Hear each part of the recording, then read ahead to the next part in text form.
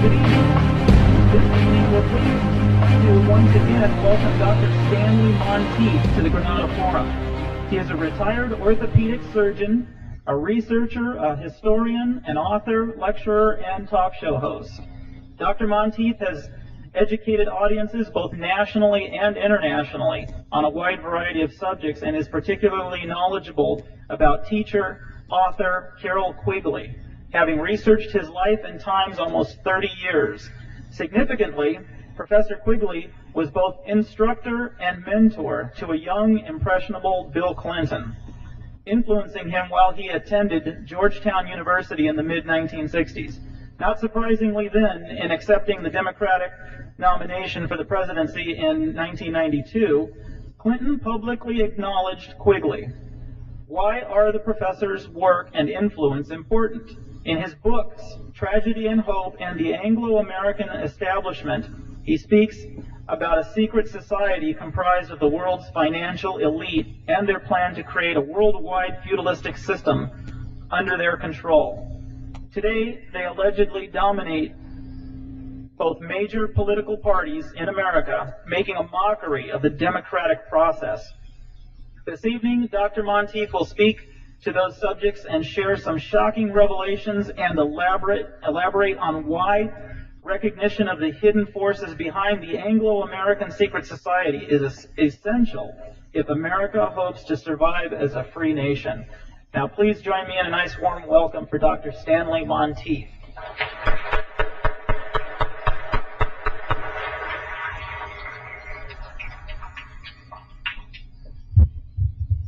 Well, good evening. Thank you. It's awfully good to be here with you again.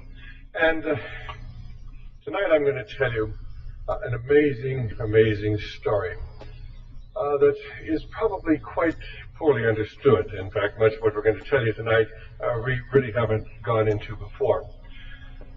It's been said that an understanding of the forces which have shaped the events of the 20th century is predicated not upon facts to be learned, but upon secrets to be discovered. Let me repeat that. An understanding of the forces which have shaped the events of the 20th century is predicated not on facts to be learned, but upon secrets to be discovered. And how do you really understand what indeed has happened during this 20th century as we see our nation going from crisis to crisis? We see wars and revolutions and disease throughout the world. We see a gradually lowering of American living standards.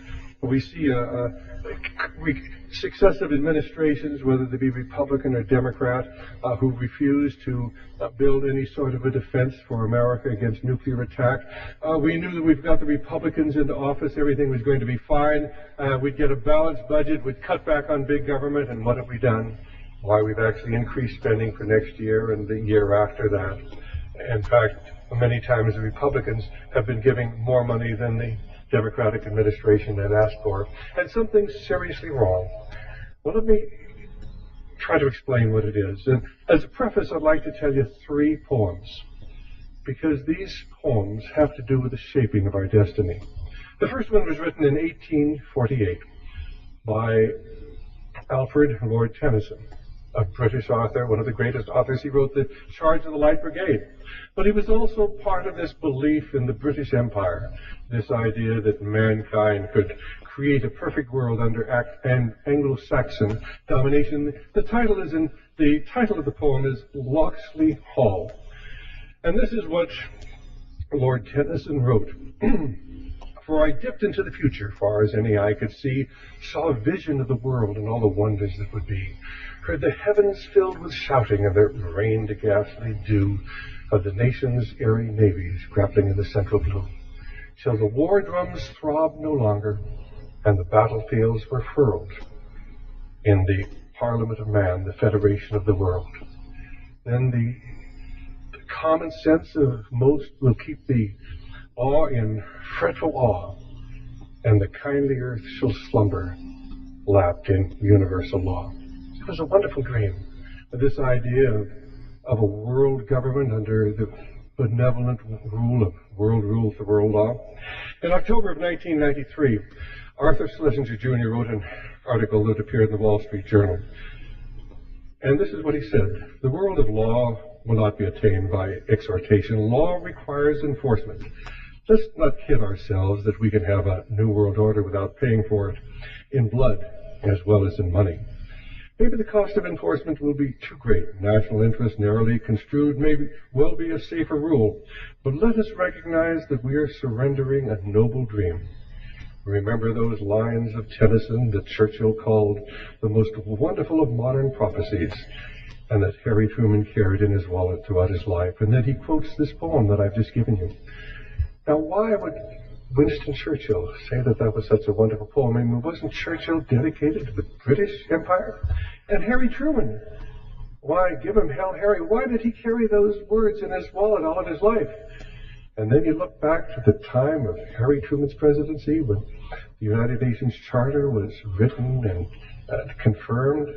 And then, of course, we offered the Marshall Plan to Europe because Europe was in danger of going communism, and then we offered the Marshall Plan to the communists.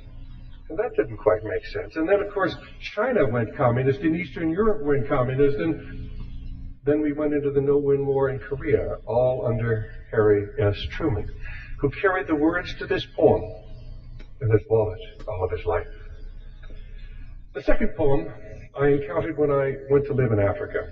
And in the mid-1970s, I took my family, moved to South Africa, where I taught at a major university. And I was searching at that time, because I'd already heard of Carroll Quigley, I'd read his book, and I knew that South Africa had something to do with this move towards world government. And so it was that driving along the west coast of southern Africa, there I saw on a hillside this great monument. I didn't know what it was, but I was intrigued by it. I mean, what was this great granite monument doing there with the pillars almost looked like a small replica of the Lincoln Memorial? And so I climbed the long stairway past row, tier after tier of granite lions that were guarding the entrance to this almost shrine. And there within the portico, you see this great statue, the bust of a man and a pedestal beneath it. And inscribed on that pedestal were these words: "The intense and brooding spirit still shall quicken and control. Living, he was the land, and dead, his soul shall be her soul." Those words were penned by Rudyard Kipling to honor the man who adopted the vision that was put forward in Tennyson's poem. A man who was intent upon bringing world government under Anglo-Saxon domination. His name was Cecil John Rhodes.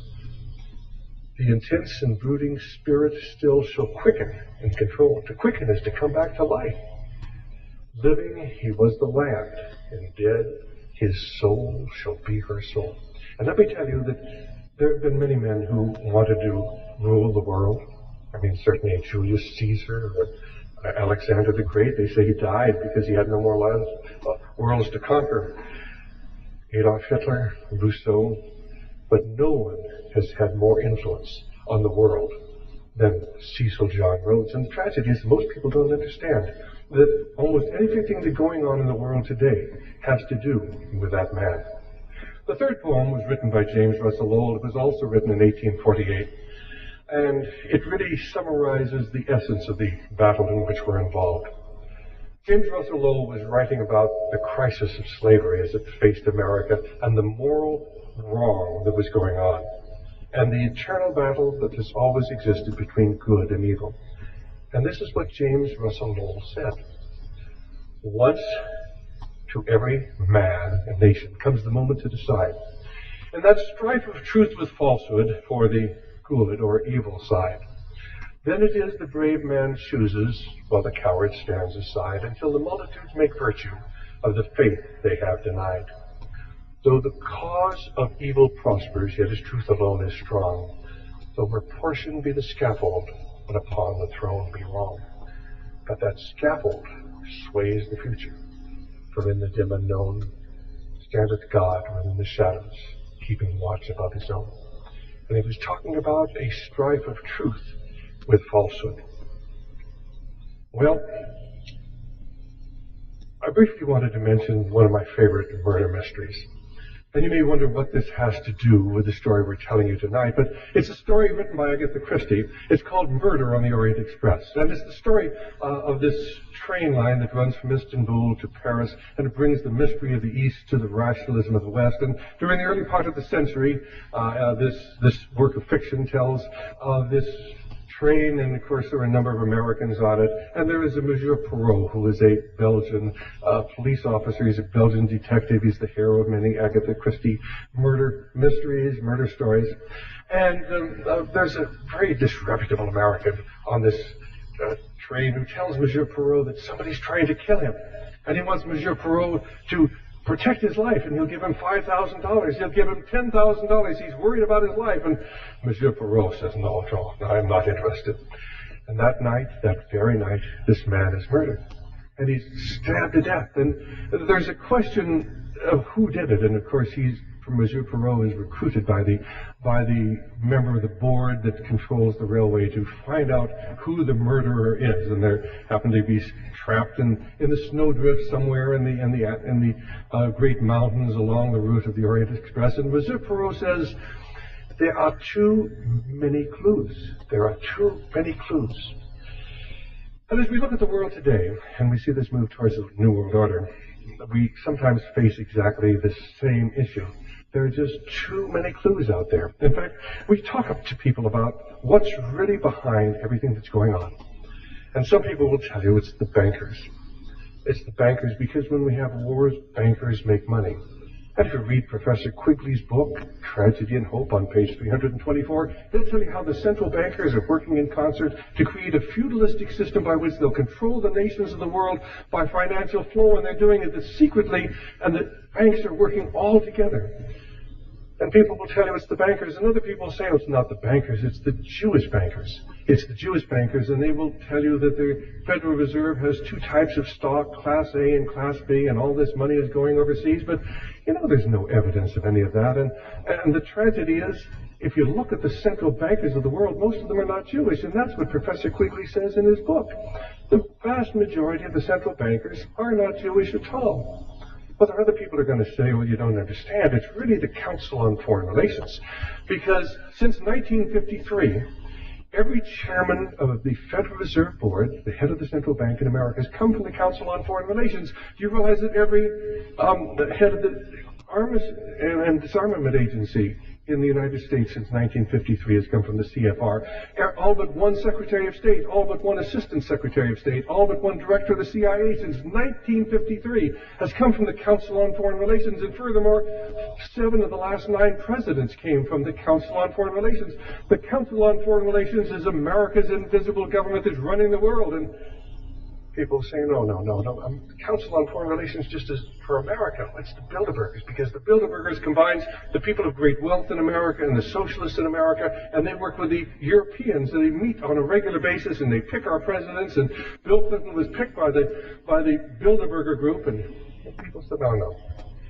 It's the Trilateral Commission, because that includes the people from the Orient and from Japan and from the Pacific Rim. And this is an international movement towards world control. Others are going to say, you don't understand, it's really communism. Communism is the real enemy. Most people think that communism is dead. Communism isn't dead. The whole fall of communism was a sham. In fact, Gorbachev had actually created the Green Cross Foundation in the United States, taken the papers out for it 6 months before the phony revolution over there. Communism is in full military production for war. Don't you know that? You hear how the soldiers are starving, but they're building new nuclear weapons and new mobile intercontinental missiles, and America's unilaterally disarming, and that doesn't make any sense. And China's in full production for war, and there are 1.25 billion people who live under communism in China, and our government is doing everything they can to help them, and most favored nation treaty status. But not just that. Do you realize that 2/3 of all the new industries going in there are financed by American corporations and American international banks? Communism's the enemy. And others will say, oh, it's not communism at all, it's socialism, because every communist is a socialist, and there's a Socialist International out there, second, third most powerful organization in the world, and it has regular meetings, and the socialists throughout the world meet, and they work in conjunction with the communists to further their goals. And they say, oh, no, it isn't. That is the humanist, because every communist in Every socialist is a humanist. And if you haven't read the Humanist Manifesto, they've laid the whole plan out for world domination, and they're socialists, and they want world government, and they're pro-abortion and pro-homosexual and pro-criminal and pro-drug, and it's the humanists. And then there's the people who say, oh no, it's the foundations.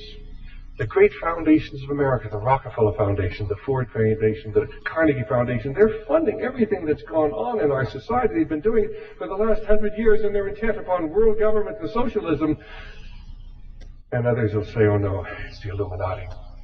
It's the Illuminati. In fact, haven't you ever looked on the back of a dollar bill? You look on the back of that dollar bill, and what do you see there? You see the pyramid with the all-seeing eye over the top of that, and that's the symbol of the Illuminati. You see that, the number down underneath, it says 1776, and that was the date that the Illuminati was founded. But the problem with that is that the Great Seal of the United States, from which this occult emblem came, and it isn't a cult emblem, and that's not the eye of the god that we worship. That's the sun god. If you read occultist, that's the eye of Horus. That is indeed the eye of Lucifer that's on the back of the dollar bill. But this design, at least the great eye, was actually suggested in 1790, just 4 years after the Illuminati was founded. It didn't have its tentacles into America at that time. This was actually put on the back of the Great Seal of the United States in 1782, just 6 years after the Illuminati was founded. And the 1776, from the very inception, when they were designing the Great Seal, had to do with the signing of the Declaration of Independence. The Illuminati was a very powerful force in Europe and infiltrated the Masonic lodges and played a part in the French Revolution. Others will say it's not the Illuminati, it's the Lucis Trust. If you've never heard of the Lucis Trust, it used to be called the Lucifer Trust. And this whole thing is Luciferian, and the Lucis Trust used to be right in the United Nations Plaza. And it's working today, and you'll find people like Robert Mueller and Theodore Hirschberg, formerly at Notre Dame, and many of our key and most important people in America are tied into the Lucis Trust, which used to be the Lucifer Trust, and it's all Luciferian. Others are going to say, no, you don't understand. It's the Masons. Do you realize that 14 American presidents have been Masons? Do you realize that people wonder why they took God out of our schools and God out of our public exhibits? Why we can't have four of the Supreme Court judges, of the 6 Supreme Court judges who voted to do that, were Masons, and the Masons have always supported separation of church and state and this wall of church and state because they worship a different God. And this indeed is a Masonic symbol. It isn't an Illuminati symbol. This is the Masons. Others are going to say, well, it isn't really the Masons, it's the New Age. The New Age has infiltrated every aspect of our life today. It's every place. If you haven't read the book, The Aquarian Conspiracy, you can get it, written by Marilyn Ferguson. And, if you look on the front of that, the symbol there almost looks like 3 sixes intertwined. The New Age movement is certainly one of the most powerful movements in the world today. And then there's others who'll say, oh no, it's the oligarchy. It's the ruling houses of Europe. These are the royal blood that's been there for years, working behind the scenes, because one of them eventually will become the king of Jerusalem, who will be the Antichrist. And then there's the story of the Priory of Sion, which was supposedly a secret society that's been written about in a book called Holy Blood, Holy Grail, and they claim that this secret society goes back to the bloodline of the union of Jesus Christ and Mary Magdalene. And of course this is totally blasphemous, but there are really people who believe that the Priory, the Sion, and their Moravian kings and Moravian lines go into the Habsburgs and into Prince Carlos of Spain, King Carlos of Spain. And then of course there are others who really believe that we're dealing with the Rosicrucians. The Rosicrucians come out of the mystery religions. It's a powerful secret society. It has branches right over in San Jose, in California, in the East, all throughout America. There are others who tell you it's the Skull and Bones Society. After all, George Bush came from there. William Buckley came from there. Ties into the Central Intelligence Agency, secret society out of Yale. Other people, of course, will tell you it's Theosophy. Madame Blavatsky's secret society. Has their headquarters up here at Ojai, back at Wheaton, Illinois. It has tentacles into every aspect of our society. There are others who tell you it's really the UFOs and those foreign little critters who are here beaming ideas down into our minds. And I'm reminded then of what Monsieur Perot as he analyzed what was happening on the Orient Express. And of course now they're trapped in a snowdrift, and he's talked to all of the various suspects, and every single one of them had a motive for killing this American. And of course he is totally puzzled. There are too many clues. Everybody there has a motive. Well, as we look at what's going on in the world today, we are told, well, if we could just control abortion, if you are a moral individual and you will spend your efforts to do something about the murder of the unborn throughout, not only in America, but throughout the world, this is the real problem, abortion. Or if the real problem is homosexuality and which manifests the breakdown in our society, or it's crime, or it's drugs, or it's education, or environment, or evolution, or all of these things are real, and they're real problems. Population control, immigration. But you see, these are all issues that are being put forth so that we will be on the defensive. And as long as we are on the defensive, we are going to continue losing this battle. And so let me take you into something I know something about. And perhaps we can, by analyzing Professor Carroll Quigley and his writings, we can begin to understand what this whole incredible move towards world government is really all about. I got started this battle back in 1962. Cuba had just gone communist. Fidel Castro had been in America after the revolution. He had been lauded. He'd spoken to Congress. He had hugged Richard Nixon. He was going back from America to Cuba to fight communism. And then suddenly he was a communist. And something was wrong about that. I wasn't very smart at the time. I was just out of my orthopedic training. I was a busy young orthopedist in a community. Now has about 10 orthopedists. I think that there were 2 of us there at the time. And we were just working day and night. But I began to be fascinated by what was happening. I began reading. And first of all, I learned about communism and the fact that the communists controlled almost a third of the people and a third of the landmass of the world. And this was rather scary because you see country after country after country going communist, and Eastern Europe had gone communist after the Second World War, and China had gone communist. And how did it all happen? And then we began to read the book, and we have it back here on the table, Foundations, Their Power and Influence. We found that the great foundations had been working to influence the American people to bring communism to China and to bring socialism and communist ideas into America. And then we learned about the Council on Foreign Relations. And then in 1966, a little-known professor back at Georgetown University named Carroll Quigley wrote a book. It was called Tragedy and Hope, A History of the World in Our Time. And it was a fascinating story because it talked about a secret society which had been organized and had led to the development of the Council on Foreign Relations. Even more intriguing was the story of what happened to that book, because it was initially published and distributed by Macmillan, and no sooner was out than suddenly Macmillan was purchased by somebody else, and somebody destroyed the plates to the first half of the book. And, of course, there was a tremendous demand for the book. All the Birchers were reading it, and all the conservatives were reading it. And all over the world, people wanted the book, and, of course, it was unavailable because somebody had destroyed the plates to the first half of the book. Now, Professor Quigley was a liberal, and he saw nothing wrong with a secret society or any of the things he had uncovered. He just thought that people ought to know about it, and not only that, but he wanted the money that came from the royalties. And so he went to the publisher, and they lied to him. And for years, they lied to him about what had happened to the plates of the book. And when finally his wife got so mad that she went down and demanded to know what was happening, and they admitted the plates of the first half of the book had been destroyed, but they refused to ever publish the book in its entirety. They did republish the last half of the book, but it really didn't tell you much of anything. It had really no meaning. It's sort of like coming into a movie when it's 2/3 over and never knowing how it started. So, incidentally, if what I've told you sounds a little far out, we have a taped interview with Professor Quigley back there. I think we're just about out of them, but we have lots of them back home. It's in our secret government tapes, or you can get them separately. They're called the Carroll Quigley tapes. And Carroll Quigley will tell you just what I've told you. Well, Carroll Quigley's story, in essence, was this: that back in 1870, there was a young man, and his name was Cecil John Rhodes, and he sat in a class at Oxford University, and he heard a talk given by a professor named John Ruskin. And John Ruskin was a dynamic speaker. And he talked about the British Empire and the obligation of the British aristocracy and art, because he was basically an art critic teacher. And he put them all together and talked about them all about morality. And he spoke in such wonderful and glowing terms that he touched the hearts and minds of literally dozens of his students. And many of them dedicated their entire lives to his dream.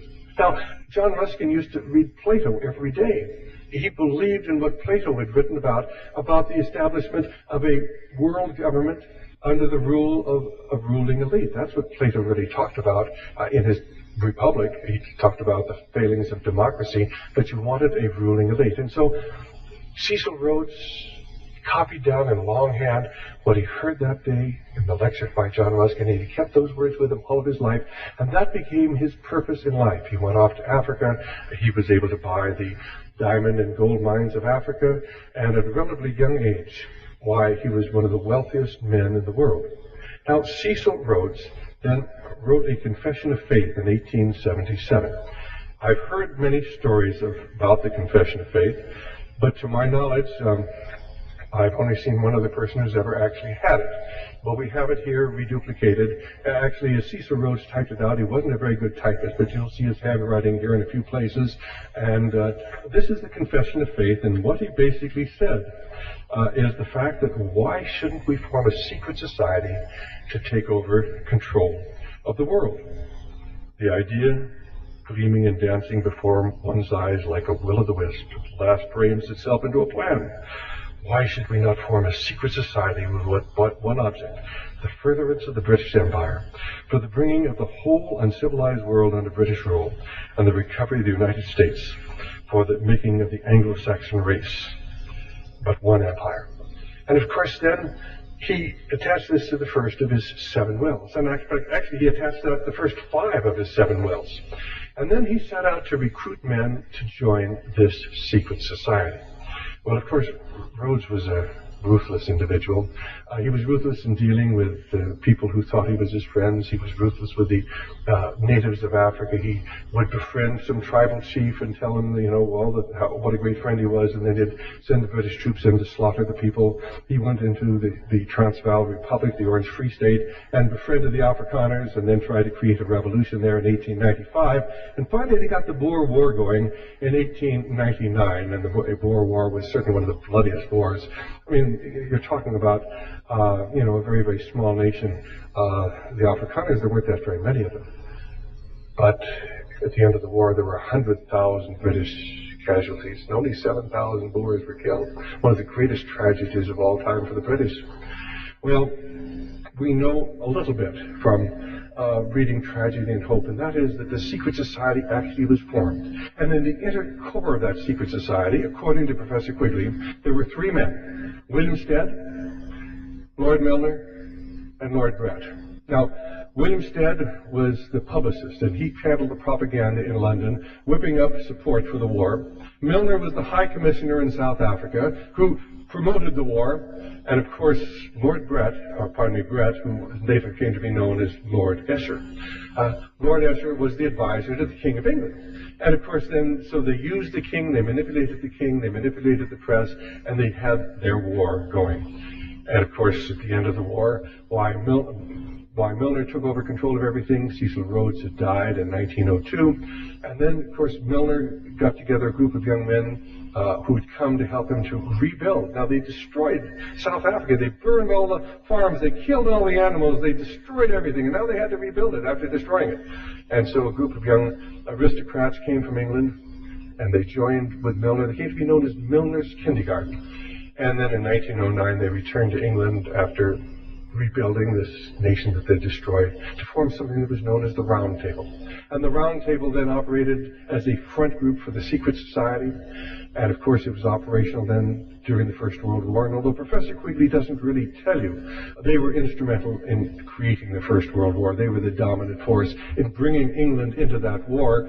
And the man who was primarily responsible was Sir Edward Grey, the British foreign minister, who, although Quigley denies it, was obviously part of their movement. And we can tell you later how we know that. Well then, of course, after the war, they've killed all the graduates of Harrow and Eton and Harvard, Oxford and Cambridge. They've lost a whole generation of youth of England.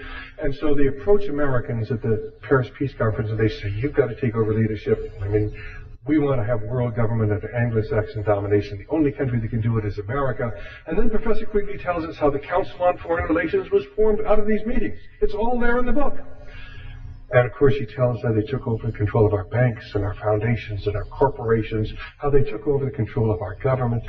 It's all in tragedy and hope, a history of the world in our time. No wonder somebody destroyed the plates to the first half of the book. Well, it's a fascinating summary. If you read pages 324 of the book, he tells you how the central banks are going to work to create a feudalistic system throughout the world. On page 325, he tells you the most carefully kept secret of banking, and that is that banks create money out of nothing. On page 866, he will tell you what the plan is. You're going to have elections. But it's not going to make any difference who you vote for, because they're going to control who gets elected. And they're going to number every one of you at birth. They're going to follow you through life, through your education, your service, maybe voluntary, maybe military, through your health insurance, your disability benefits, your old age benefits, and even the death benefits. And you're going to be totally controlled. Isn't that wonderful? And he thought that was really wonderful because he looked upon us common people as the petty bourgeois. That was his term. The people who supported burying Coldwater. He had total contempt for you and I, but he was brilliant, and we owe him a debt of gratitude. He was a genius. I mean, I poured through his papers weeks on end trying to understand this man and really what it was all about, what motivated him, what energized him. On pages 950, and of course his most famous statement, and I'm sure most of you have heard it, he just simply talks about how these foolish right-wingers believe that they're communists in the American government. And they thought that the communists were responsible for Eastern Europe going communist, and the communists were responsible for China going communist. And these right-wingers, these foolish petty bourgeois, don't understand. This myth, like all fables, does in fact have a modicum of truth. There does exist and has existed for a generation an international Anglophile network which operates to some extent in the way the radical right believes the Communist Act. In fact, this network, which we shall call the Round Table Group, has no aversion to cooperating with communists, and often it does so. I've studied this for 20 years and was permitted for 2 years in the early 1960s to examine his papers and secret records. I have no aversion to it or to most of its aims, and have for much of my life been close to it and to many of its instruments.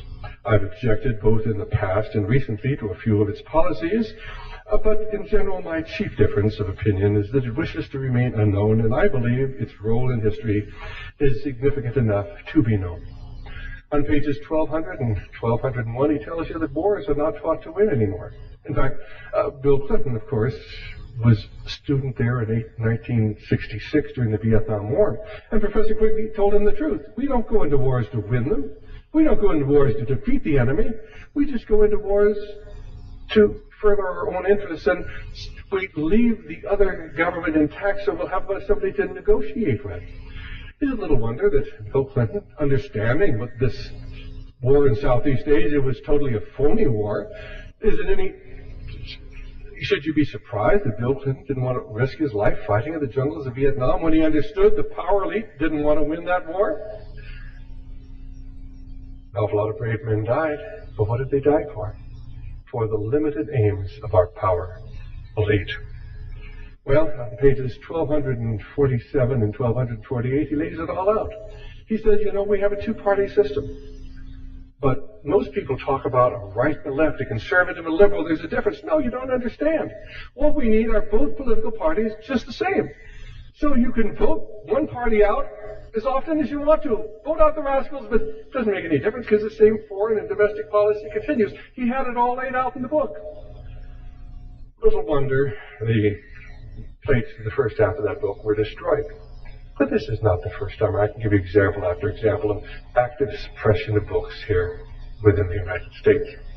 Well, 1972 came, and a book came out called None Dare Call It Conspiracy, and I'm sure most of you have read that. It was written by Larry Abraham and Gary Allen, and this took Professor Quigley's work and then it sort of put a little twist on it, and part of that was, well, who's really responsible for this are the bankers, and they all have Jewish names, Rothschild, Goldman Sachs, you go down the line, but they never mention any of the other central bankers. The predominant number have nothing to do with being Jewish, but it sort of laid that background for anybody who talked about the conspiracy to say, well, they were anti-Semitic because, and then they talk about the two classes of stock, the A stock and the B stock, and the A stock's all owned by the Europeans, and they're getting all the money from all the interest that we're paying for bonds, and it's a great story, but if you study it, it just isn't true.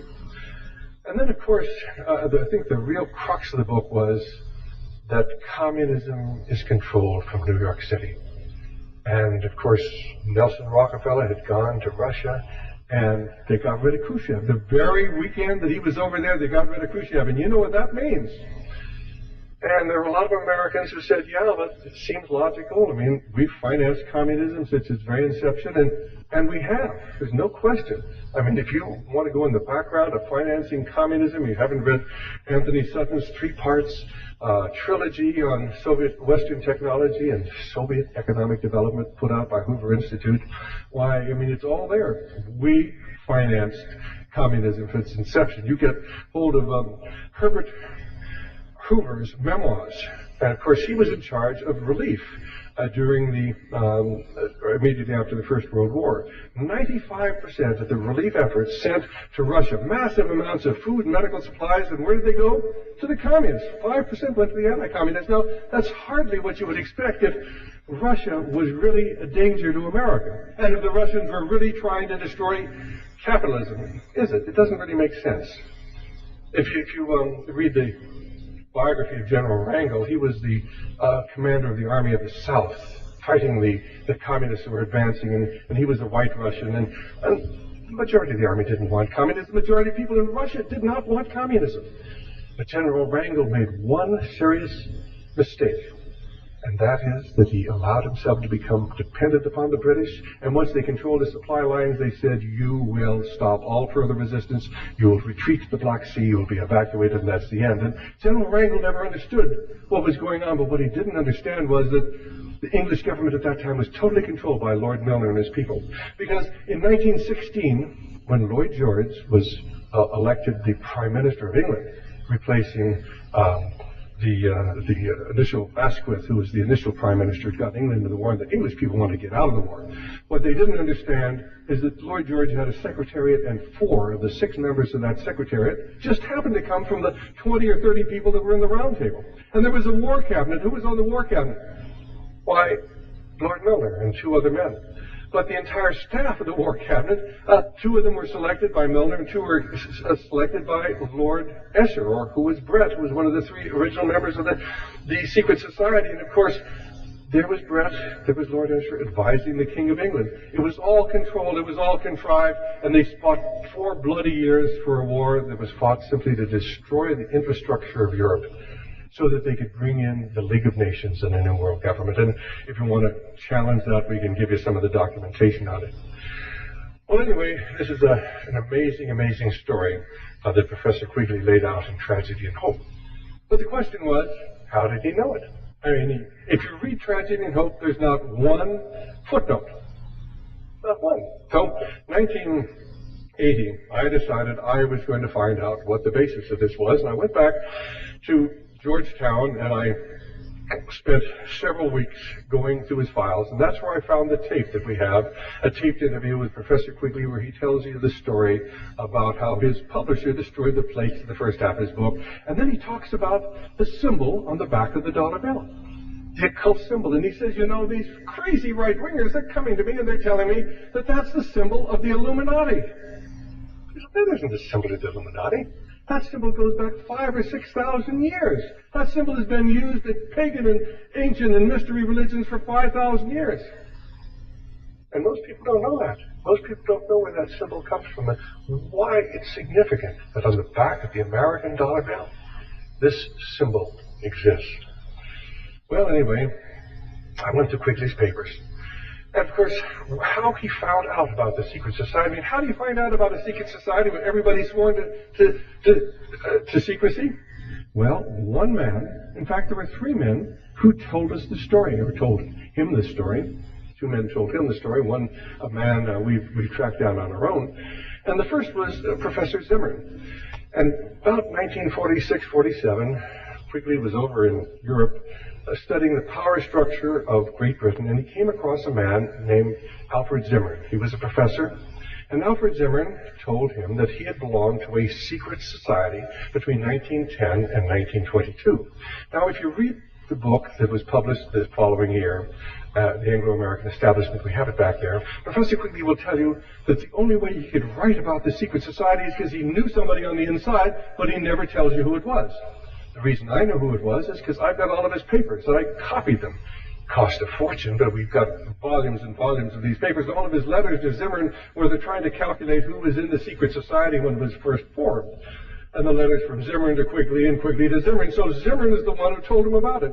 In the book, The Anglo-American Establishment, Quigley says that Zimmern was in the secret society between 1910 and 1922. And the reason that Zimmern got out was, I mean, he was an idealist. He went into the secret society. He believed in the First World War. It was to change the world. It was to defeat the Germans. And, of course, the French were their allies. The Germans were the enemy. And he could go along with all the carnage and the horror of the war, although I'm sure it must have bothered him somewhat. It would bother any moral individual when you realize that there were about 21 million people killed, about 7.5 million soldiers, and about 12.5 million civilians, and probably twice that many injured and carrying the pain of their wounds to their death, maybe 50 or 60 million dead and wounded during the war. And I'm sure that must have bothered Zimmern, but Germany was the enemy and France was the ally. And then immediately after the First World War, suddenly the secret society shifted gears, and now Germany was the ally and France was the enemy, and that was too much for Professor Zimmern, so he dropped out. Now, he was afraid to talk about it, but he told Professor Quigley. And Professor Quigley then spent 20 years researching this.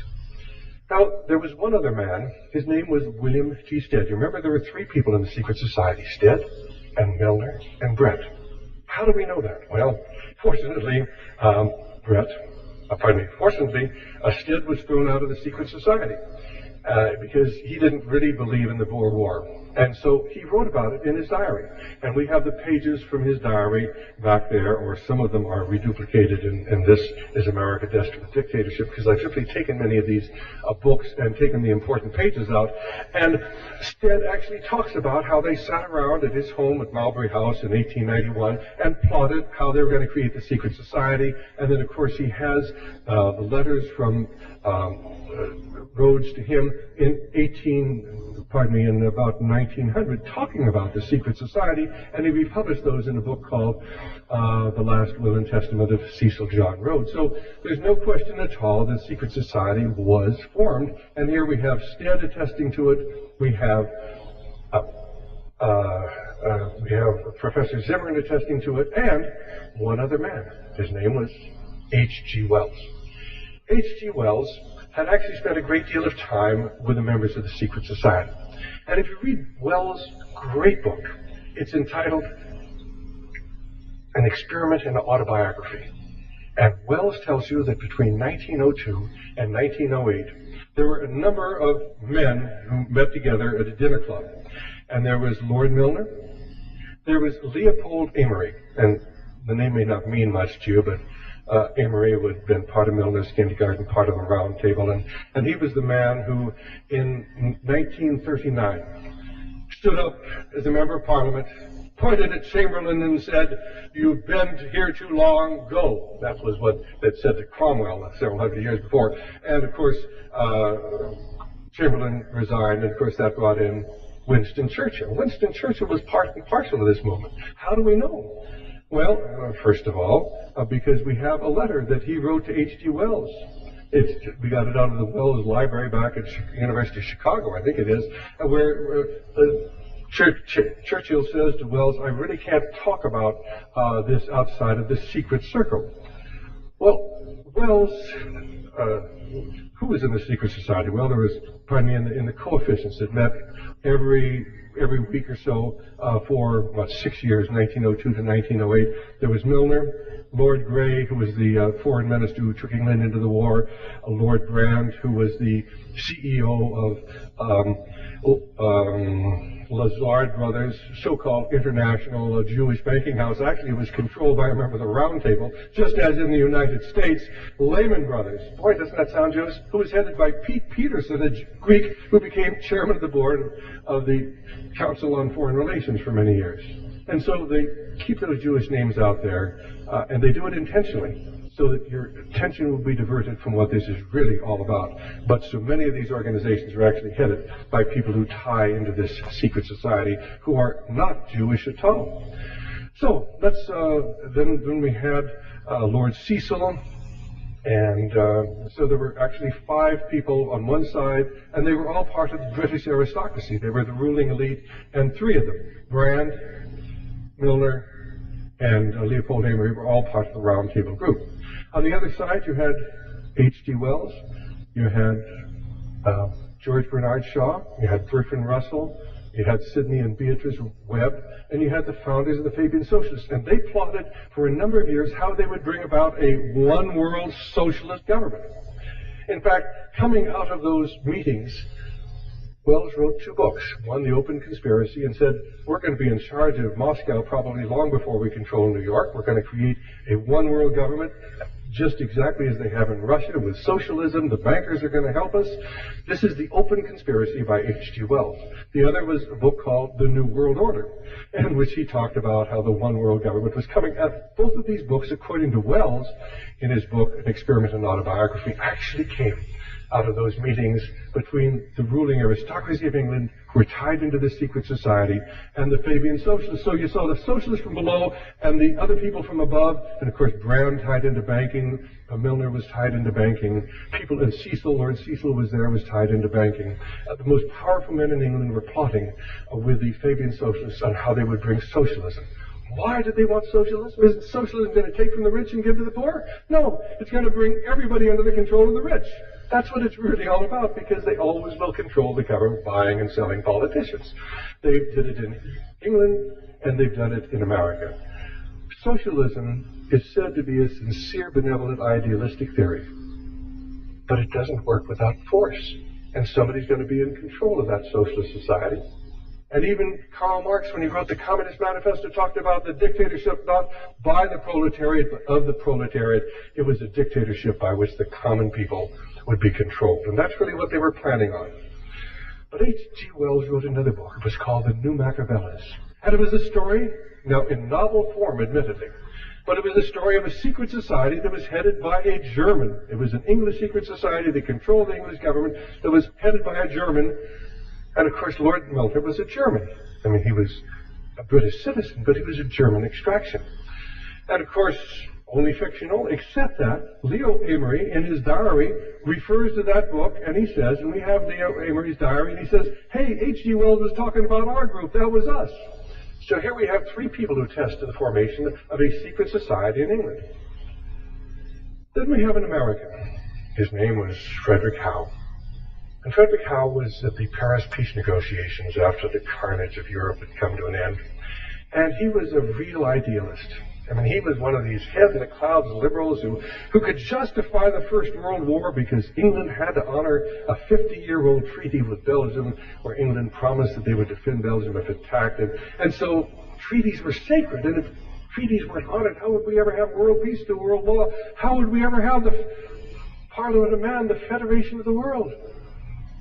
And so Frederick Howe was there in England with Colonel House, and Howe was one of the chief men in this whole movement. It was called the Inquiry. And there you saw Thomas Lamont, who was a partner in J.P. Morgan, and you have John Foster Dulles, and Allen Dulles was there. Christian Herter, you remember Christian Herter became Secretary of State. John Foster Dulles became Secretary of State. Allen Dulles head of the CIA. But all these men, this was 1919. But Howe was there too. And he was asked to go over all of the treaties dealing with Palestine, the Palestine area. And because he was actually President Wilson and House wanted him to enter and help with the American input on the negotiations. What did he find? Well, he found, first of all, that the English, who got into the war because they believed in treaties, world rules, the world law, and treaties were sacred, almost like the Bible. The English had first of all promised the Arabs that if they came in on the English side, that they'd give them Palestine. Then they made a secret treaty with the French, and they promised that they'd give the French Palestine. And then they promised to give, through the Balfour Declaration, the Jews Palestine. And they'd given Palestine to 3 different groups. And suddenly Frederick Howe realized they don't believe in treaties at all. It's all been for nothing. All these people have died. This carnage, this horror. I mean, you talk about warfare. I mean, what happened on the Western Front and the bayonet charges, the trench warfare. 4 bloody, horrible years. If you've ever read into the stories of the people who were there, horrible, horrible, horrible carnage. It's all been for nothing. And so Frederick Howe said, what was it really all about? And so Frederick Howe thought, well, it has to do with economic imperialism. Maybe it had to do with commercial interests, so that the British would be able, commercial interests would have a better trading advantage over the Germans. Maybe that was what it was about. And then he said that a group of men came to him. They were known as Lord Milner's men, and he named them. They were the men who surrounded the Prime Minister at that time. This is 1919. The Prime Minister of England is Lloyd George. And they said to Frederick Howe, you know, we've got to get you to join with us to create this world government. This is what it's all about. And he said, you know, they didn't even know the meaning of the term economic imperialism. And they told him the war had nothing to do with economic imperialism. It had to do with the white man's burden to rule the world. The white man has to rule the world. That's our obligation. That's our destiny. And that's why the war had to be fought to its conclusion. Because without that, they wouldn't have destroyed the existing social structure of Europe. It's all there, Confessions of a Reformer. But of course, you're never going to hear most of these things from Ted Koppel or Dan Rather or Barbara Walters. Well, they have one other person who will attest to what this is really all about. Admiral Chester Ward. Admiral Ward is quoted in Barry Goldwater's excellent book. Actually, we have the quotation in here, or you can get it from Kissinger on the Couch, which Chester Ward wrote with Phyllis Schlafly. And Admiral Ward, 16 years in the Council on Foreign Relations, finally came out and said, look, he said, this is what it's all about. There is a small clique within this organization that is totally dedicated to the destruction of national sovereignty, and they're totally dedicated to world government. And of course, he felt this was terrible. He was a man, a member of the military, a Judge Advocate General of the Navy, who really believed in America's independent state. He realized the Council on Foreign Relations was being used to program people to support this internationalist dream for the Parliament of Man, the Federation of the World. So how then does this all tie together? Well, Monsieur Perot, as he was looking at all of the suspects, realized that in the dead man's body there were 12 stab wounds, and there were 12 suspects, every one of whom had a motive to kill the American. And he said, there are too many clues. 12 stab wounds, 12 people, all with a motive. Well, as we look at what's going on in the world today, how do we begin to put this together? And so let's just take what Professor Quigley has told us about the origins of the Council on Foreign Relations, and let's go back to Cecil John Rhodes. Who was he really? What motivated Cecil John Rhodes? And what most people do not understand is Cecil Rhodes had entered the Masonic Lodge. She had sworn the oaths of fidelity to the light. Now, how many of you here, well, I won't ask that because probably most of you know what the light is in Masonry, but if you go into the Blue Lodge of Masonry, the first thing you do is they blindfold you, they put a noose around your neck, they bare your chest here, and then they roll up your pant leg, and then they march you up before the worshipful master and they say, what do you most want? And you're told you're supposed to say the light. So you say the light. And then you go into the second level of the lodge and they say, what do you most want? And you're supposed to say more light. And then the third level of the lodge, why you want even more light. But you never know what the light is. Nobody ever tells you. In fact, you're told as you go up through the levels of the lodge that they're going to tell you the secret. Trouble is that they never tell you the secret. you may catch a glimpse of this as you read the esoteric writings of Masonry. But most people within the Masonic Lodge are intentionally deceived. And if you read Morals and Dogma, written by Albert Pike, he will tell you, we intentionally deceive people coming into the lodge. Why? Because we don't want them to know. Most of them are not worthy to know the real secret. If you read Manly Hall, now Albert Pike died in 1891. During the 20th century, the leading Masonic philosopher is a man named Manly P. Hall. In fact, he had his headquarters right down here in the Los Angeles area. I don't know how many of you know of it, but Manly P. Hall had written extensively on Masonry before he ever joined the lodge. Became a 33rd degree Mason, one of the leading Masonic philosophers. And he said, Masonry is a fraternity within a fraternity. Most Masons are wonderful people. They have a good time. They do good things. But there is an inner fraternity dedicated to the mystery, to the secrets. And of course, Manly Hall wrote extensively on what those secrets were. And of course, unless you understand those secrets, you can't understand what energized Cecil John Rhodes, or why the symbol is on the back of the American dollar bill. What does that symbol really stand for? What does it really mean? And why is nobody concerned that that symbol is on the back of the dollar bill? Well, first of all, you can read what the occultists will tell you. They will tell you that the pyramid has to do with pagan rites. And in pagan rites for the last 5,000 to 6,000 years, the pyramid has been the symbol. It's got 13 steps on it. It has nothing to do with 13 colonies. 13 is a secret occult number that gives tremendous power. The term above, which I can't pronounce, but it has to do with he favors our venture. The Novus Ordo Seclorum has to do with a new social order, the new order of the ages. 1776, they will tell you, has to do with the date when America was created. And the all-seeing eye above is the eye of the God of the sun, the eye of light. Well, Cecil Rhodes, after entering the Masonic Lodge and hearing the lecture by John Ruskin, suddenly became consumed with this idea that it was his destiny to create a one-world government. Now, we knew he'd never live to see it come to pass, but he believed that he would form the foundation for this one-world government. And he began then to recruit men to his cause. You remember there were three men initially. There was William Stead, there was Lord Esher, his name was Brett, and there was Lord Milner. Stead was an occultist. He was a member of the Theosophical Organization. He was deeply involved in spiritualism. Why was he interested in getting into an organization with Cecil Rhodes? Because occultists, and you read occult writings, they will all tell you we're moving towards a new age. We're moving towards a new one-world government. We're moving towards a new spirituality. If you read the material which we have, read Carol Quigley's book, read the pages from White's book, actually taken from Stead's diary, you'll find out that the second level of the secret society was a man named Lord Balfour, Arthur Balfour. And Arthur Balfour had formed the Society for Psychical Research. And Professor Quigley tells us in his book, The Anglo-American Establishment, that the men who joined with Milner after Cecil Rhodes' death primarily came from the Society for Psychical Research. They were all into the occult. And this is the common denominator behind everything that's going on.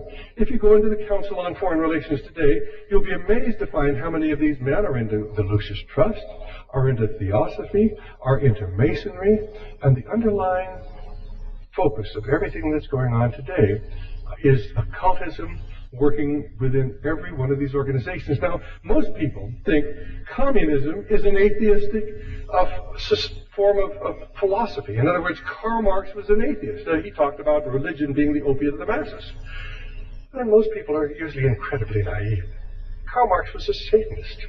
And if you haven't read the book, Marx and Satan by Reverend Wurmbrand, who spent 14 years in a communist prison, you have to, and we carry that through our ministry. And Marx and Proudhon and Bakunin, who were the three leading socialists at that time, were all into Satanism, and they embraced socialism as a means of destroying Christian civilization, Western civilization. That's what it was really all about. Mikhail Gorbachev today is a New Ager. You go to his State of the Union, State of the World Forums in San Francisco or down in Mexico, and the whole theme is occultism. And what does Mikhail Gorbachev talk about?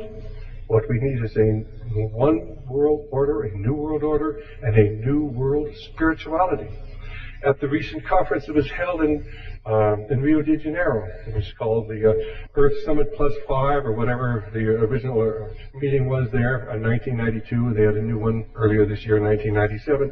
And they're stressing new spirituality. What are they talking about? They're talking about doing away with the Judeo-Christian ethic and replacing it with a new world religion. If you get into the background of Masonry and you begin studying what the Masonic philosophers will tell you about the light, if you read Albert Pike, and he actually goes into some detail talking about, and here I think on page 321, he says, Lucifer, the light bearer. Strange the mysterious name to give to the spirit of darkness. Lucifer, the son of the morning. He says, he who bears the light, doubt it not. Lucifer is the god of Masonry. And if you doubt that, we can give you all sorts of references, but probably Manly Hall is the best source of that. And his quotation is really very, very clear. And he basically talks about the strength of a man was not given to be used destructively, but that he might build a temple worthy to be the dwelling place of the great architect of the universe. When the Mason learns that the key is the proper application of the dynamo of living power, he shall have understood the mystery of the craft and the seething energies of Lucifer in his hands. And that comes from his book, The Lost Keys of Freemasonry. It's all Luciferian. That's the driving force behind Masonry and Theosophy and the Lucis Trust, behind communism, behind the Council on Foreign Relations. Behind all of this is Luciferianism. Of course, here we're out there, we're trying to, elect people to public office, and we're going to save things, we're going to save America because we're going to elect Bob Dole to president. He's a 33rd degree Mason. And so was Jack Kemp, who ran with him, and they were running against Bill Clinton, who comes from the Council on Foreign Relations and the Trilateral Commission, the Bilderbergers. You ever give a sucker an even chance? This symbol is the symbol of the mystery religions. The mystery religions, which have always been there since antiquity, since the Garden of Eden. The battle really started in the Garden of Eden. You saw it played out when Cain killed Abel. Why? Because Cain resented the fact that there was supposed to be a blood sacrifice, and God didn't want his sacrifice of grain. He hated Abel because Abel was favored by God. It was the same battle that you saw when God destroyed the whole earth, other than Noah at the time of the Great Flood. And you saw it played out when you had the destruction of the Temple of Babylon, when Nimrod wanted to unite all civilization under his leadership. You saw it at the Mount of Temptation when the devil offered Christ the whole of the world, all the kingdoms of the earth. You would only kneel down and worship him. And that same battle is being played out today in our halls of Congress, in our Supreme Court, being played out in our schools.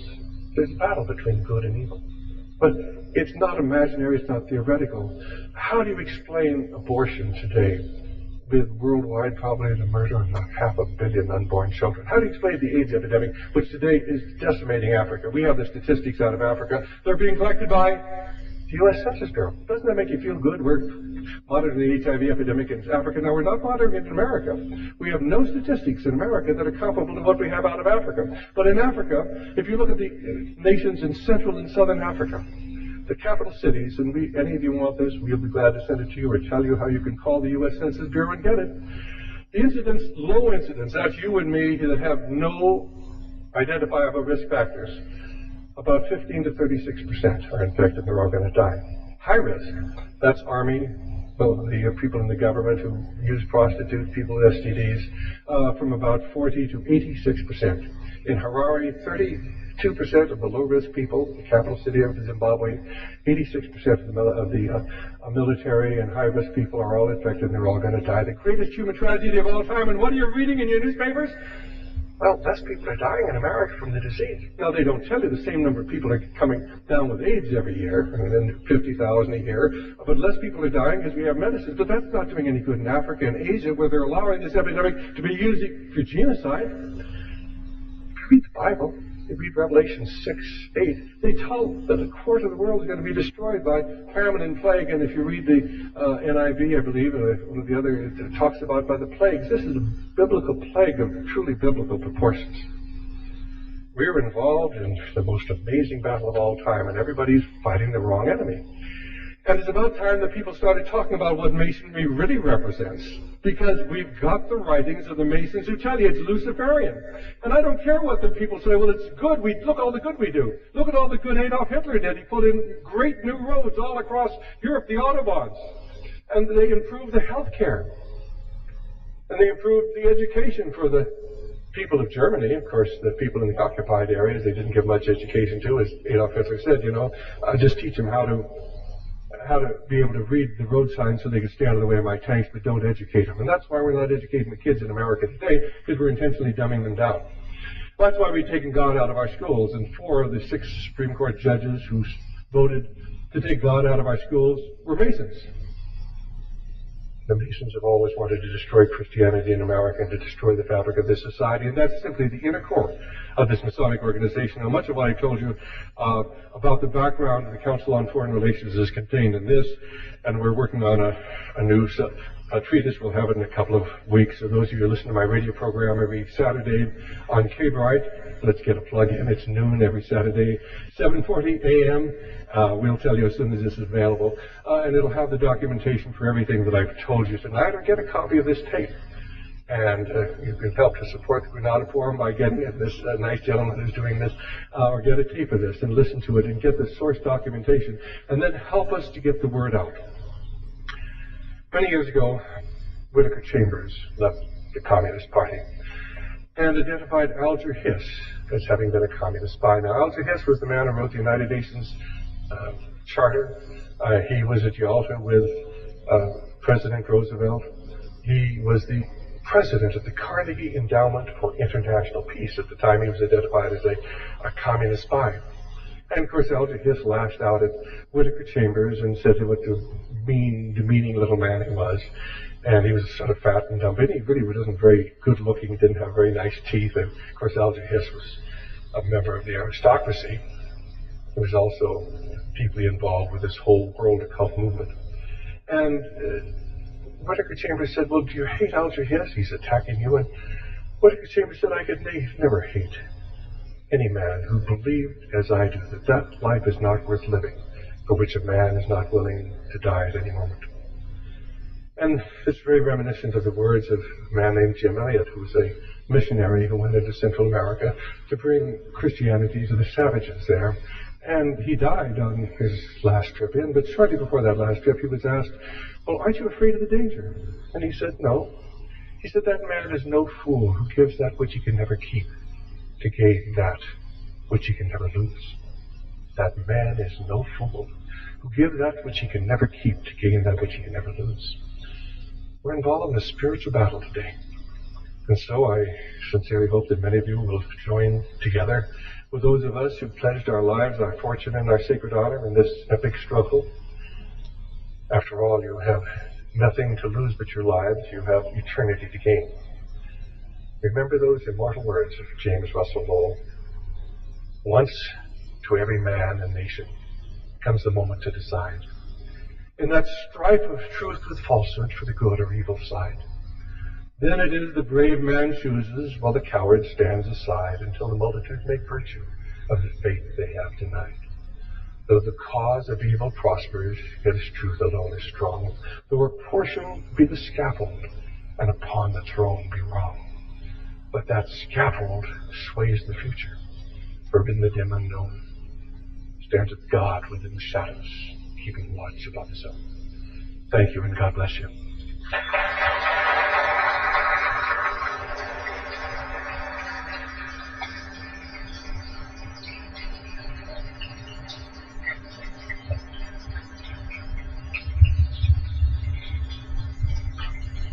Thank you very much, Dr. Monteith. If you have any questions, go ahead and line up at the back, and I'm sure Dr. Monteith will be happy to answer them for you. Please, no political statements, no opinions. Just ask the good doctor a question. He's got a lot of answers, I'm sure. Okay, fine. If you have a question, we'd love to answer it if we can. No questions. Well, I guess we covered it all then.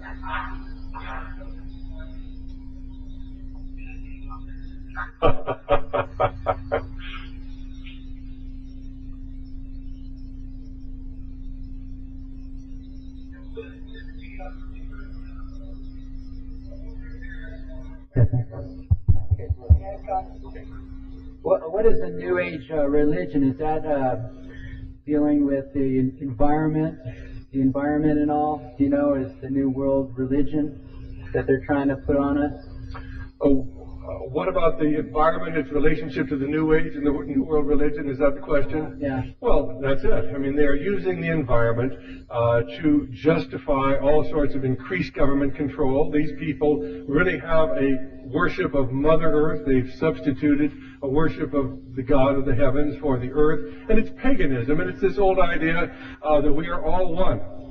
You are part of me, I'm part of you, you're part of the floor, I'm part of the ceiling, we're part of the trees and the flowers and the animals, and it's this pagan concept that has gripped the minds of so many people. Anything to draw people away from the truth that is recorded in the Holy Scriptures. Now, you have to understand that the environmental movement is largely being funded by great foundations, the Lawrence Rockefeller Foundation. You go into the background of the funding of the environmental movement, and it comes right out of our great corporations. And why are even many of the corporations that are being impacted by the environmental movement funding it?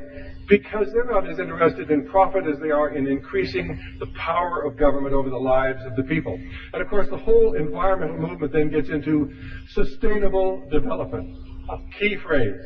What it really means is we got to kill off a lot of people so that we don't use up so many of the natural resources. And that is the major motive behind the genocide that is going on in the world today. And if you haven't got a copy of my little monograph on population control, we can either give you one or you can send it, and we'll send it to you. But it's vitally important that people get that, understand that there is genocide going on throughout the world today, and it all ties into the environmental movement, the outlawing of DDT.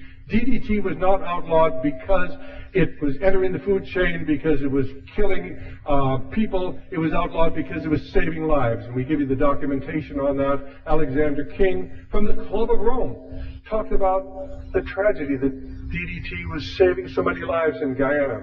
And Worthing, I think that's his name, actually had talked about how his major objection to DDT was because it was keeping people from dying.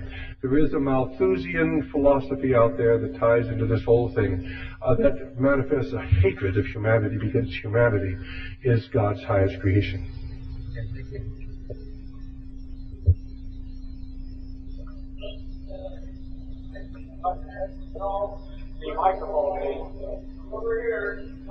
Don't be bashful. Just go back and pick up the mic there. So the ultimate executive behind all of this is the bankers? No, it's not the bankers. It's all Luciferian. I mean, the Luciferians are working with the bankers. The bankers are energized by Luciferian forces, by Luciferian spirits. It's not the bankers, it's all of them. Maybe I should explain to you that Monsieur Perot finally decided that all 12 of the suspects had killed them. They'd all killed him. And, of course, that was the secret of the murder on the Orient Express, and that's the secret of the problem we pointed out tonight. They are all involved, but the common denominator is Luciferianism. They're energized by Luciferianism, but they are human beings acting as agents of this. Who are the human beings? Aren't they all bankers or members of the aristocracy? No. They are at every level of our society. And of course, you can get the demonic roots of globalism. You can get James Wardner's Unholy Alliances. You can get Paul Fisher's excellent book, Behind the Lodge Door. You can get Dennis Cuddy's book, New World, New Age Order. But you'll find the membership list of the Council on Foreign Relations. You can get that by simply writing to 5080 68th Street, New York City, New York. Get the CFR membership membership. You can write to the Trilateral Commission. We'll be glad to give you the name. You can get the names of those people. But this is a massive movement with literally millions of people who are energized by the dark side.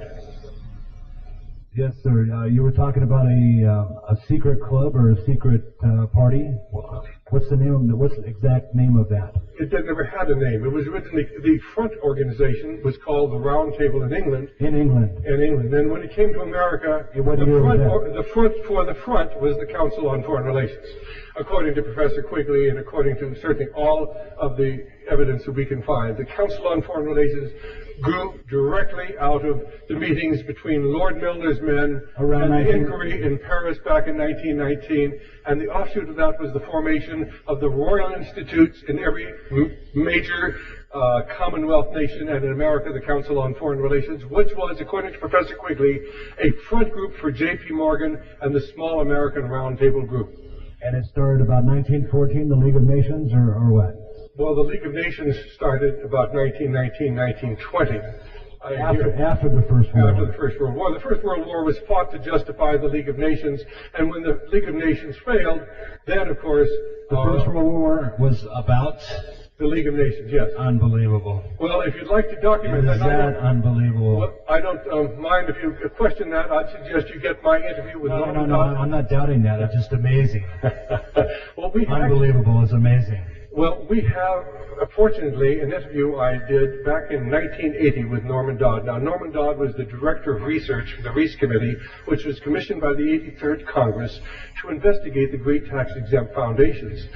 And in the course of the investigation, one of his research assistants, Miss Catherine Casey, had the opportunity of going through the early records of the Carnegie Endowment for... What year was this? This was, well, she was going through this in 1953 or 54. This is way after. But the records she was going through were 1908 and 1909, before the Carnegie Endowment was even incorporated. And he tells the stories on the tape. And she found that the members of the board were actually talking about how can we change the world? What's the best way to change the world? And they decided that war was the best way to change the world. And when they decided on that, they said, well, how can we get America into a war? That's what he told me in 1980. They sat at the round table and said, how can we have some more? Well, it wasn't the round table. It was the Carnegie Endowment. In England?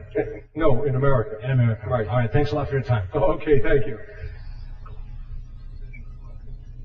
Yes, Hi. sir. What I would like you to do is, I've got a son here that's just starting school, and I'd like you to address the issue of what should be the motivation and the goals of young Christian kids starting off on a career path. To love the Lord, to know God's Word, that's the most important thing that you can give to your children, because we are headed for very, very bad times. I'm going to have to ask somebody to give me another little glass of water before my voice gives out. But really, you need reading, writing, and arithmetic, phonics, but the most important thing is traditional history. The most important thing really is to learn the fear of the Lord. Freedom does not come from doing whatever you want to. Freedom comes from doing what God tells us to do and following the Ten Commandments. There is no such thing as freedom if there's not restraint. Bring your child up in the ways of the Lord, and that's what we're called to do, and that's the best advice I can give you, sir. And I can tell you that looking back on my life, I'm a little older than you are, but I've got 3 kids, and all of them love the Lord. None of them are doctors, none of them are professional people, but I think maybe that's far more important than all the education I could have given them. Dr. Monteith, I know you've interviewed Malachi Martin, yes. And I want what's your opinion of him and his writings? And the second question is, do you know what's happened to Linda Thompson? I know you had some exposure to her too. All right, I don't know what's happened to Linda Thompson. Haven't heard from her in a long time. Malachi Martin is one of the most fascinating people around today. I think he's right on as far as his description of what's going on in the Catholic Church. In other words, the Catholic Church has been infiltrated, but the Protestant Church has been infiltrated too. But The primary drive of the Masonic movement was always to destroy first the Catholic Church and then Christianity altogether.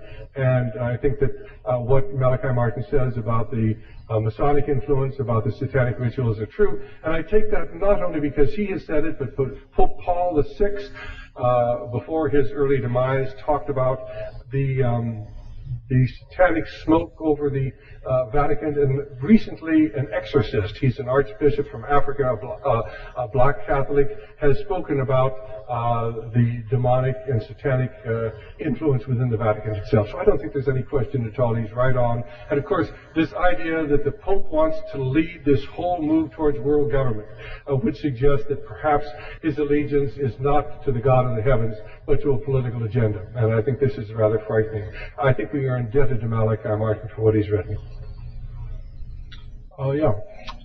Until I had read the late in his life interview with Norman Dodd, I personally had never heard of the Société Générale de Belgique, but lately on the internet, on some of the conspiracy discussion groups, I've seen speculation that they have... I'm getting to it. I've seen speculation that the Société Générale has co-opted the leadership of the Round Table, the Pilgrim Society, and I'm wondering if you can tell us anything from your research. Well, I remember spending a couple of weekends with Norman Dodd, a wonderful gentleman, and he used to talk about the Société Belgique. It certainly was a very, very powerful force dealing with Belgian international interests, mining in Africa. I really believe if you see what's happened in the Congo recently, they've gotten rid of Mobutu, they've gotten rid of Belgian and other interests, and America is moving in. Probably the Société Belgique has been somewhat eclipsed by the Anglo-American power structure. But when you start, who is the final arbiter? Who's really in charge of everything? Who are the three men who rule the world? I don't know, but I know who rules all of them. And that, of course, is Lucifer. I also know that if you read occultic writings, they talk about the inner government. They will tell you that Colonel Edward Mandel House, who led the inquiry to Paris in 1919 and was the man who manipulated Woodrow Wilson and really worked to prolong the war, to get America into the war, to ensure that Russia survived. We could spend an evening. Sometime you'll invite me down and I'll tell you the story of Colonel House, because his diary has been intentionally suppressed. It was bought up in 1976 by Times Mirror. So they copyrighted it so it couldn't be copied. It was given to Yale University to be kept for 50 years, available 1976, bought up by Times Mirror, copyrighted so it could be printed. I was there in 80 and they said it's going to be released any day. I called within 6 months, they said it's going to be released any day. They're simply suppressing it. That's how you suppress things. You copyright them. But certainly Colonel House is part of what's known as the inner government, at least according to the occultists. Société Belgique, where it fits, I can't tell you. Dr. Monteith. Yeah. Let me just answer the papers of Colonel House. His diary is still back at Yale University. There are only 4 copies in the world, and I know where they all are. And we'll talk about that sometime if you give me another invitation. Fascinating, fascinating insight into one of the most evil men in the world. And of course, the only way to understand Colonel Edward Mandel House was to understand that he was an occultist, and that's where his mystical powers came, and how he was able to control President Woodrow Wilson and the prime ministers and premiers of all of the European powers. Yes, sir. Yeah, Dr. Monteith, you briefly touched on something that I really wanted to ask you about. In the World Almanac, 1996, it states that in the United States, we have 158 million Christians of all denominations. If this were to be true, how could a people of one unity and accord allow what's happened in this country to happen when you see Christian pastors standing up on Sunday or whenever they have services complaining about what's happening out there? But let's do nothing but pray about it. Let's let God do everything for us. I think in God's eyes, that kind of negates our purpose for being alive here on the planet. Could you kind of expound on that a little bit? All right, fine. Well, that's one of the great problems of our time. is the fact that the Christian church has been neutralized. Now, it's been neutralized because when young men go to our seminaries, they are taught that all you have to do is read Romans, and Romans 1 says, or Romans 2, I forgot, Romans 1 or 2, I think it's Romans 1, and it says that all government officials are there by ordination of God, and you are to be subservient to them, and if you're not subservient to them, you're not being subservient to God. And since it says that in the Bible, it's got to be true. Well, it's not true at all, because Paul was writing a letter to the Romans living in Rome in the first century. If they spoke out, they tried to oppose the power of government. They were, subject to all sorts of horrible retribution. But more than that, I do not believe for 1 minute God wants us to be subservient to the Luciferian forces in our society today. Now, that doesn't mean we ought to take up arms. It certainly... But it does mean we have to speak out and tell the truth. We've got to educate our ministers. We've got to educate our board of deacons. And that's why the information you heard tonight is important, but the documentation. You're really going to need this, and I hope we'll have it done. I've been working on this I started out, I thought it was going to take me 2 weeks. I've been at it for 4 months. We'll have it very soon. Get it to the ministers, get it to the board of deacons, and say, you have an obligation. We're dealing with Luciferian forces at the highest echelons of our government. This has nothing to do with politics. It has nothing to do with Republicans and Democrats. The Christian hierarchy's been infiltrated. We've got people out there working with so-called Christian quasi-political organizations telling us we got to elect Bob Dole. Bob Dole? I mean, but I think there's another element. I really think that there's a spiritual blindness out there among Christians, and we've got to take those blinders off. And the only way we're going to do it is what we're doing. I've chosen talk radio because I think it's a great medium, and if you don't listen to me, why, I hope that you will, and get others to listen and get them to support our efforts. We have 17 stations across America, and we've done it. We're just my wife and I and my son and a few of my loyal friends in Santa Cruz who come up and answer the phones and fold the letters and help us. And there are other people doing this. And support anybody who has a voice. If you have a voice, try to get others to support you. If you don't have a voice, then support the people who do have a voice. We have to get the word out. We're working against time. Things are unfolding at such an incredible, incredible speed. But we still have this window. And of course, but more than that, early on, they talked about the spiritual aspect of this, and certainly 2 Chronicles 7:14, prayer, pray for our leaders, pray for our ministers, pray for our nation.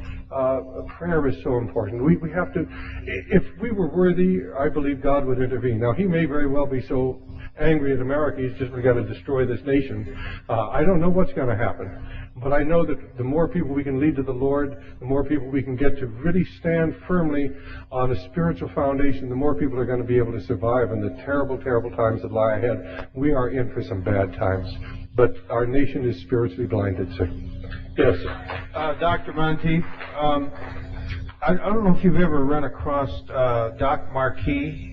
He was born into the Illuminati family, was a member for 20 years, and he claims that the Illuminati is recruiting people through the Masons, and that their organizations, their mouthpieces, their think tanks are the Council for Foreign Relations, the Trilateral Commission, the Bilderbergers, Skull and Bones, all these secret societies, and that the Illuminati is really behind the New World Order and the takeover.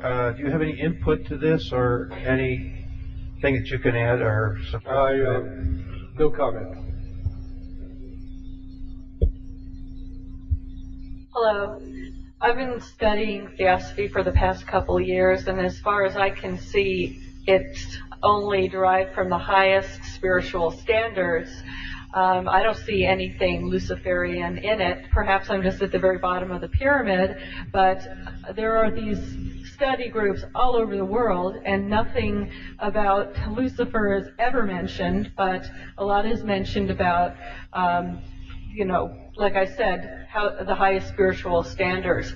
So where can I get more information to corroborate what you're saying about it? The Dark Side of Freemasonry that we have back there is one book, and you get in touch with me, I can get you all sorts of books that'll get you in the background of theosophy. It comes from the very pit of hell. Have you read The Secret Doctrine, Isis Unveiled, the others? Well, we're reading The Secret Doctrine right now. Takes a while. Actually, Madame Blavatsky is deeply involved with Luciferianism, and she made many, many references to it. But I think if you want two books, one is the dark side of Freemason. The other side is the demonic side of globalism. We have both of them back there. They're $10 each. And if you don't want to put out the money, you can write to me, and I'll tear out the pages or copy the pages and get them to you. But the thing is, it is a fraternity within a fraternity. It's going to get good people. It's just like the Masonic movement did. Theosophy came out of Masonry. And Madame Blavatsky was a female Mason, as it were, whatever that means. But her ideas came out of the occult, and of course they go back to the mystery religions. And of course the underlying theme of this whole thing is deny the God of the Bible and deny that Jesus Christ is Lord. And if you get into it deeply enough, and I warn you, you're dabbling now, but the deeper you get into it, the more trouble you're going to get into. Find out what you're getting into. Demonic Side of Globalism has the quotations from Madame Blavatsky on Luciferianism and The Dark Side of Freemasonry. There's two books we carry here. Thank you. But please look into it, because I will tell you, a lot of good people have got sucked into this, and the deeper you get, the more it begins to possess you. But I don't believe that Jesus Christ is the Lord of all, being a Jewish person, and I believe that there is a lot of truth before Christ was supposedly born on this earth. So if that's the basis you're coming from, I don't agree with that, because what we study in Theosophy comes from philosophies long before Jesus Christ, from Sanskrit and Hindu and Eastern religion. It sure does. And where do those Eastern religions come from? And what is their source of their power? What is the source of the power of the Eastern religions? And of course it's Lucifer. But I hope that you really will look into this, and I hope it will bring you to the same understanding that I've come to through 68 years of study. Yes. Yes, I have a question. Many names, I guess, of Luciferian backers. Are there a shorter list of names who are anti-Lucifer? Well, there's just two people. I mean, there's God and Lucifer, and then they've got their disciples on both sides. And I would like to think that I'm on the good side, but Lucifer has a lot of disciples out here, and they really are people who are Luciferian. They really do believe that. You see, what worship of Lucifer does, if you worship Lucifer, then you become your own God. And you remember the serpent's message in the Garden of Eden, if you eat of the fruit of the tree of the knowledge of good and evil, then you could be as God. Well, if you don't worship the God of heaven and you worship Lucifer, then you can become your own God. You can do whatever you want to. You determine what's right and wrong. But in the final analysis, then you don't need the Bible, you don't need God, you don't need salvation, you don't need a Savior. And that's really what this whole battle is all about. And if they can convince you, in fact, there's one quotation that we have, if you're interested, I could read it. It comes from Albert Pike. The true name of Satan is Yahweh, reversed. For Satan is not a black god, but the negation of God. The devil is the personification of atheism or idolatry. For the initiates, this is not a person, but a force created for good, but which may serve for evil. It is the instrument of liberty and free will. And you can be free if you worship Lucifer. But the trouble is, there's really no freedom unless there are restraints, and those restraints come from God. Including yourself, what are the top 10 that we could follow their teachings? I'm sorry? Along with yourself, who are the top 10 anti-Lucifer? Don't follow my teachings. I have nothing to offer. I just repeat what I learned from the Bible in my studies. If you read the Bible, you follow the Lord. That's the person you follow. Don't follow for me or anybody else.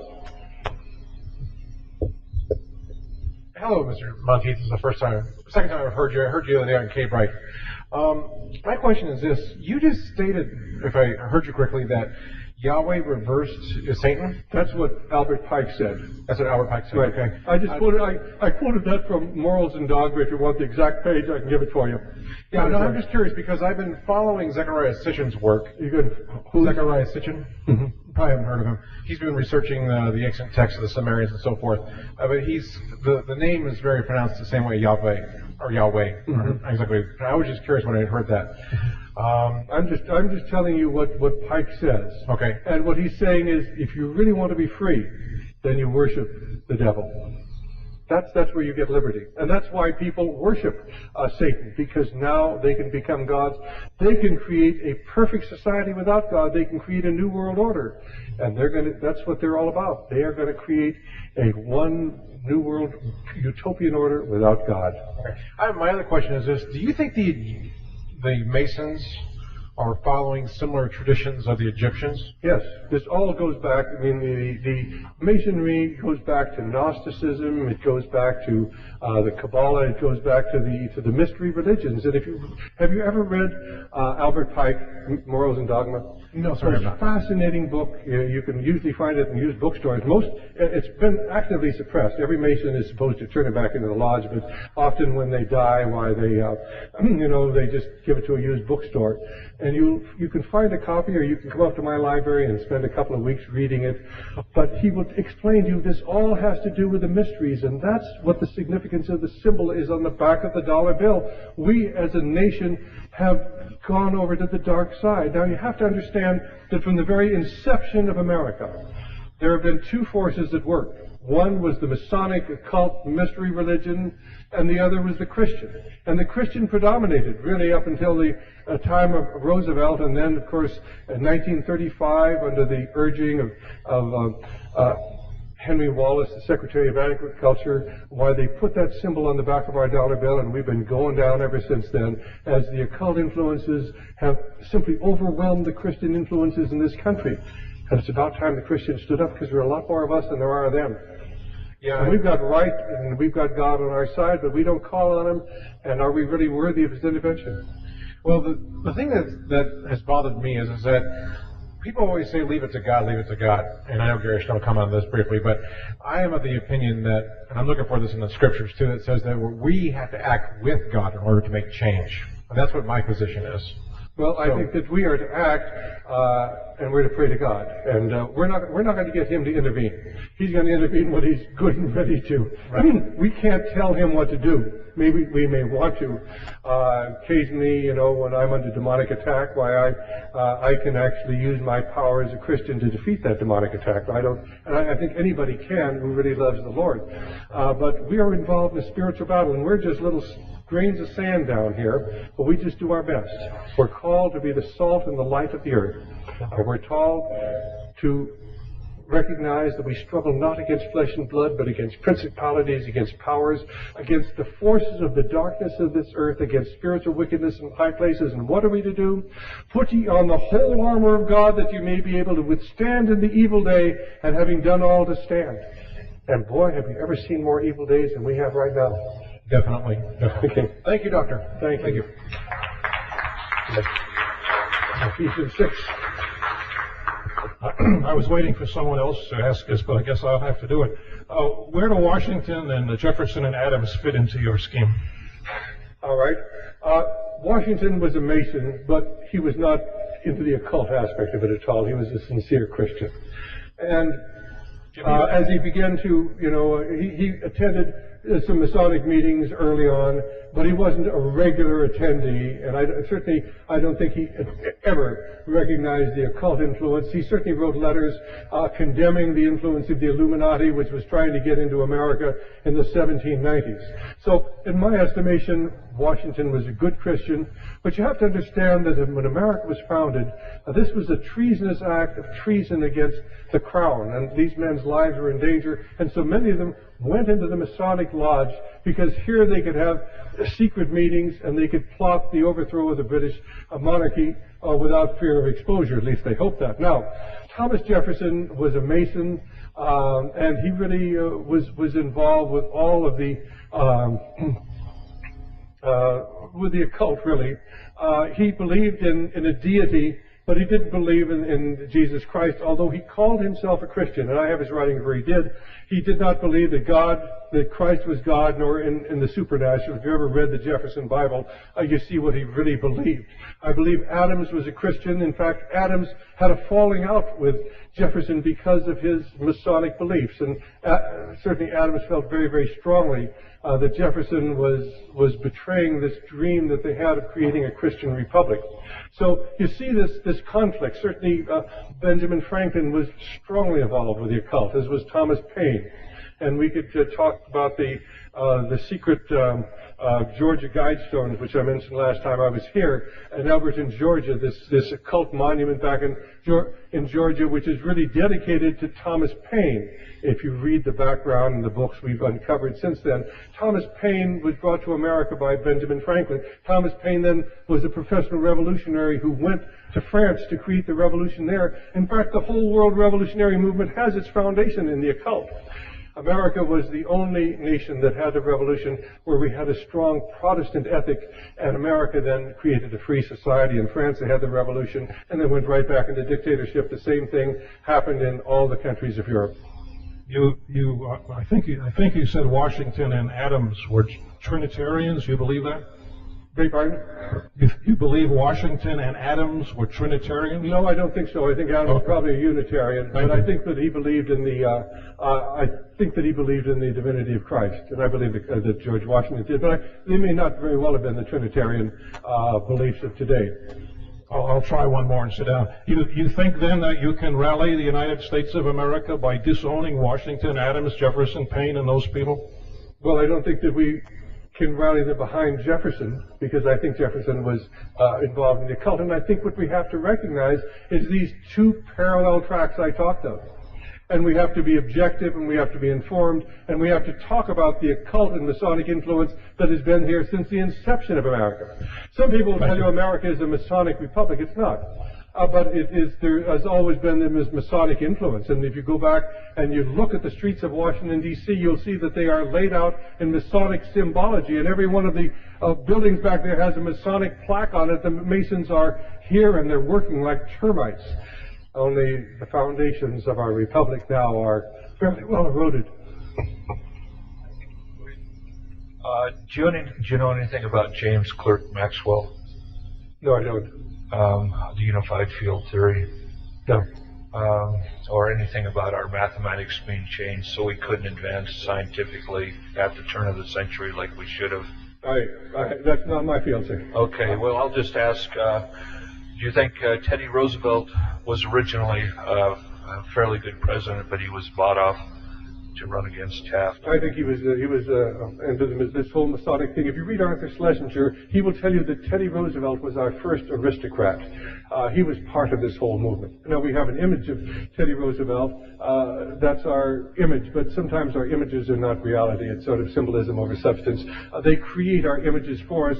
I love the image of Teddy Roosevelt, this rugged individualist out there, fighting the battle at San Juan Hill and shooting the bears.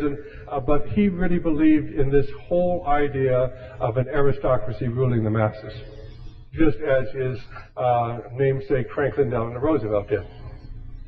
But I'm drawing upon what Arthur Schlesinger says, and Arthur Schlesinger Jr. is part and parcel of this whole movement, knows a lot more about it than I do.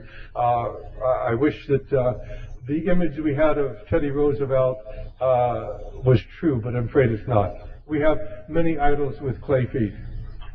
Doctor, there are no more questions. We want to thank you for coming this evening. Thank you so much. It's been a pleasure.